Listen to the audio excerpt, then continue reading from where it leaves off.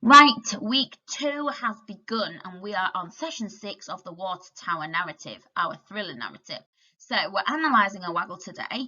The book is a very good waggle, but unfortunately, sorry Gary Crew, it doesn't have everything that you would need to be a Year 6 writer. So you probably know what I'm going to say. I've had a tinker with it, so there are some bits that are still Gary Crew's, but I've had a little bit of an edit and improve to make sure that it's got everything in it. You name it, we've got it. So I'm going to read it to you. If you would rather just to pause the video and read it yourself, that's absolutely fine. It might help you though, because I've put some vocabulary in there that you may not have heard before. So without further ado, let me read it to you. Nobody could remember when the water tower was built, or who had built it, but there it stood on Shooter's Hill, its iron legs rusted, its egg-shaped tank warped and leaking, casting a long dark shadow across the town that lay below. One summer afternoon, Spike Trotter and Bubba D'Angelo met by the service station, and together they went up to the tower for a swim. Spike led the way, as usual. "My mother says it's dangerous up there," he said nonchalantly, without turning around. "But it's worth it, hey?" Sweating profusely, Bubba, who was quite a distance from where Spike stood, puffed on behind, struggling to keep up. His mother couldn't have cared less where he went. Far ahead at the summit, Spike stopped to look down on the sweltering town, wiping his brow with the towel in his hand. "Suckers," he grinned, and headed for the tower, leaving Bubba alone once again. Last summer, a security fence had kept trespassers out, but now the metal posts were twisted and flattened and barbed wire lay coiled on the ground. Whilst Bubba was stood wondering whether it was the local vandals who had caused such destruction, Spike was already standing proudly at the top of the water tower, waving his arms in the air because he was desperate to catch Bubba's attention.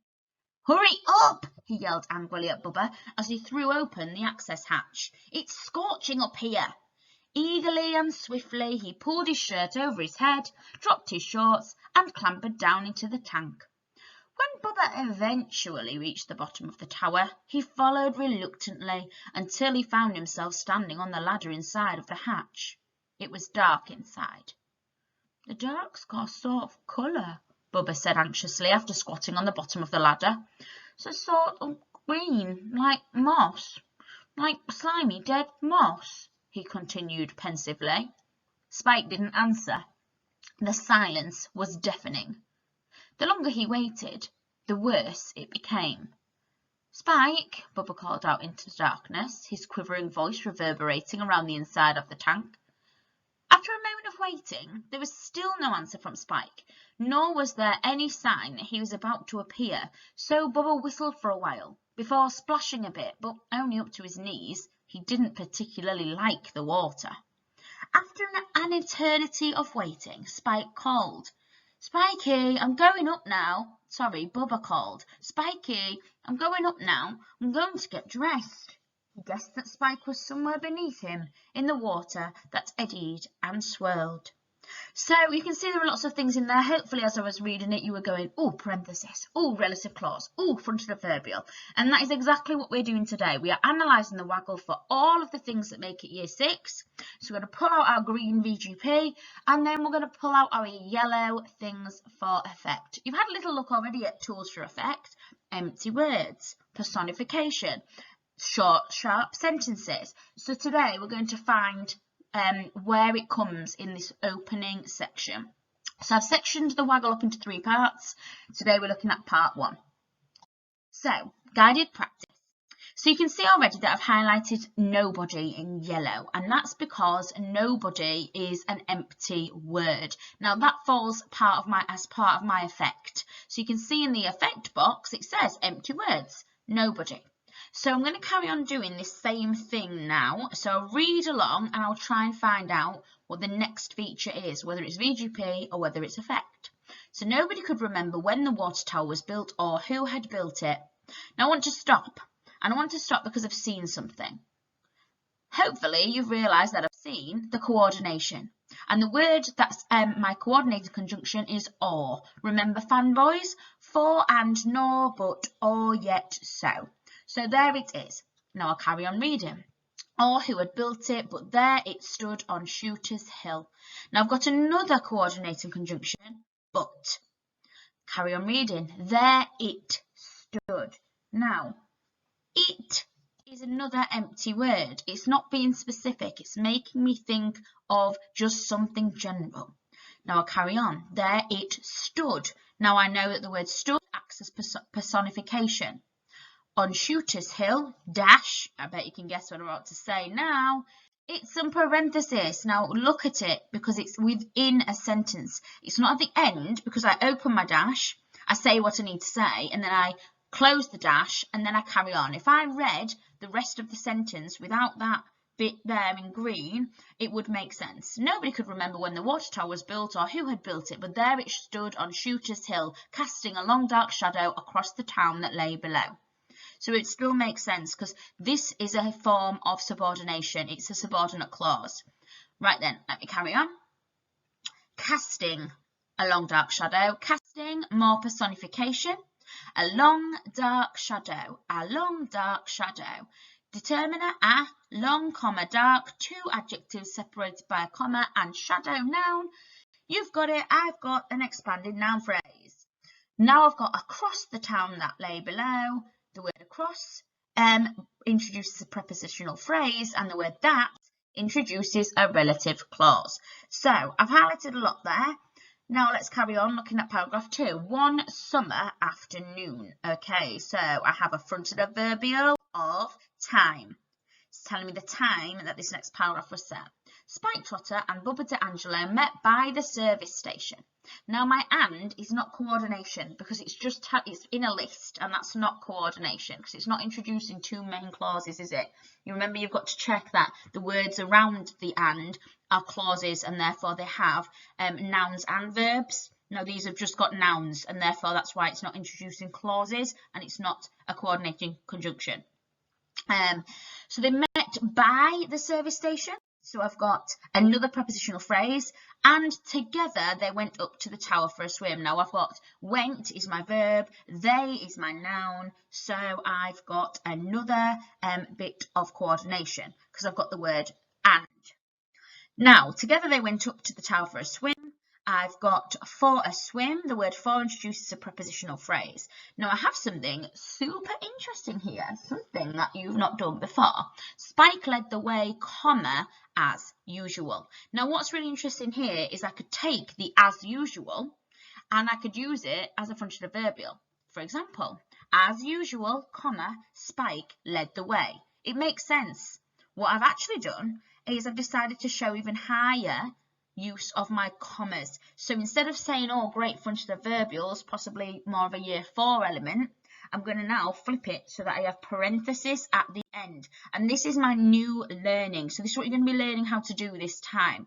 You're going to be learning how to use parenthesis with commas to extend a sentence. But it is so incredibly simple. Basically, quick and easy rule. Think of a fronted adverbial, pop it on the end. Not always that easy, because not all fronted adverbials work that way, but as you'll see in this text, there are a lot of times that you can do it, and you're going to become masters at it. So, I've then got some speech. Now, my speech comes before the reporting clause, because the speech says first, and then the narrator says, he said nonchalantly, without turning around. So that's why it's before the reporting clause. The word dangerous is planting the seed now. It's planting the seed that something bad's going to happen.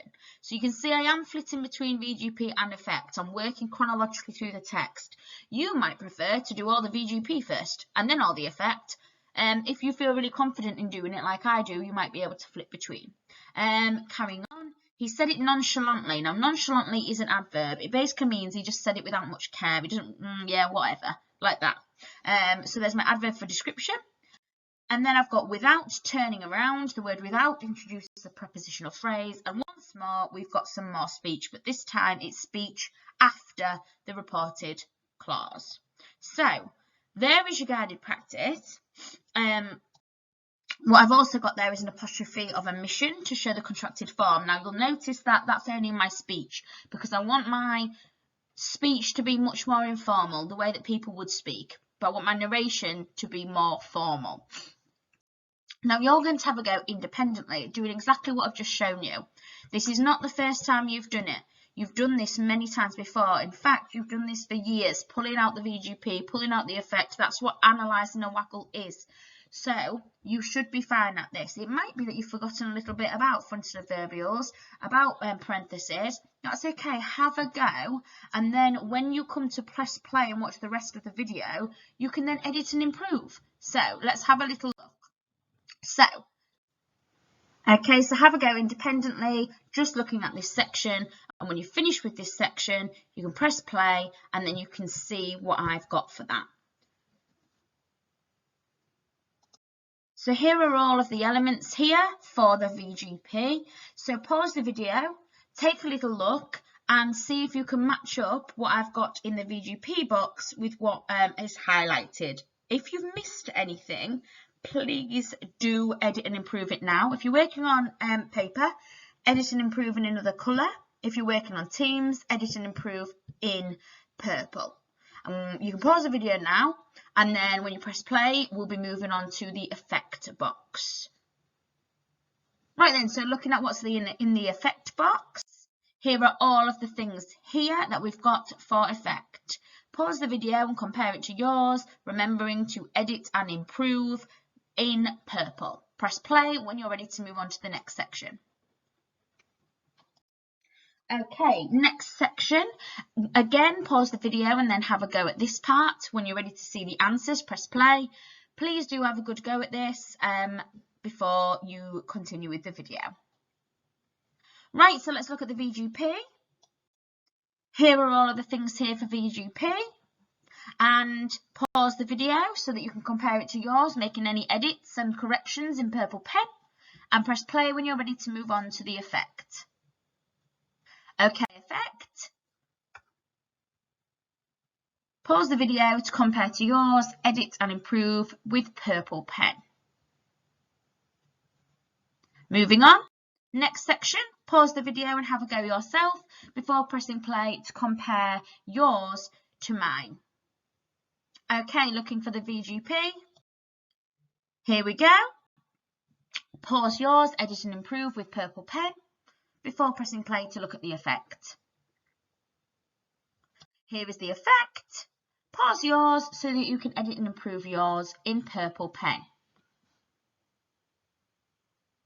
Good work today, everybody. Tomorrow we'll continue analysing the waggle, but looking at the next section.